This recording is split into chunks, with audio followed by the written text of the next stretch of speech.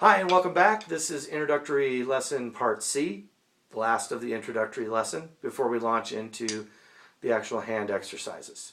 So the one thing we want to talk about right away before we actually get into the drumming here is the actual stroke itself. Now I mentioned in part A that I studied with some guys who had studied with Freddie Gruber, and Freddie Gruber was among many other great players, was really into the Sanford Moeller technique. Now the Moeller technique was developed by a guy named Sanford Moeller back in the early part of the 20th century, and it basically involves the multiple muscle groups of the arm. So instead of trying to play with just one muscle group like the fingers or the wrist or the arm, you're going to use all three of those things. So you're going to use the arm, the wrist, and the fingers.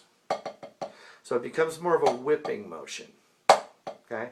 And it's important to practice, especially in larger strokes, with those full, nice big strokes up around your ear. Get the drumstick all the way up by your head, and try to incorporate the arm, the wrist, and the fingers. And of course, that makes perfect sense because if you're breaking up the different muscle groups for multiple sets of notes, you're using a different muscle group for each note, and therefore you can play longer and faster and stronger because you're splitting up the work, so to speak, between the different muscle groups. So the Moeller technique in essence is arm, wrist, and fingers. Like that. Okay? So you don't want to throw the drumstick into the head and bury it, because you're wasting all that motion.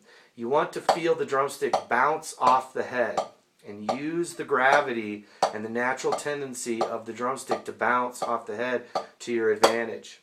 Okay? Again, because if I bury the drumstick into the head, now I have to take an extra effort to pick that drumstick back up to get the next stroke. Whereas if I let the drumstick bounce off the head, now I'm already in a position to get the next stroke.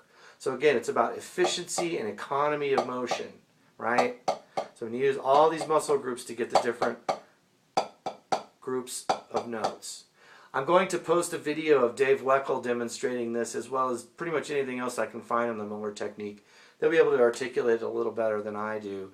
But it's important to use this as much as possible because it will really get you playing faster and with more economy of motion, i.e. be able to play longer, faster, stronger, louder, and just feel better and not tense up and play with as much pain. The other really kind of hidden benefit that a lot of people don't talk about with the Moeller technique is that if you practice with these high-handed strokes, with getting the drumstick up in the air as much as possible and off the drum, right, then when you take this to the drum set, then instead of being down here to try to get to a cymbal and pick the drumstick back up and go to the cymbal, I'm already there.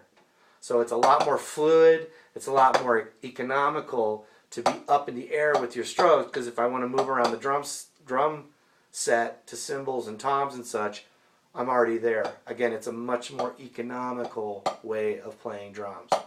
So check out the videos that I post of Dave Weckl and Jim Chapin and some other guys talking about Moeller technique. Incorporate that into your playing, and I'll see you on the next lesson where we actually get into some of the exercises that I want to share with you guys.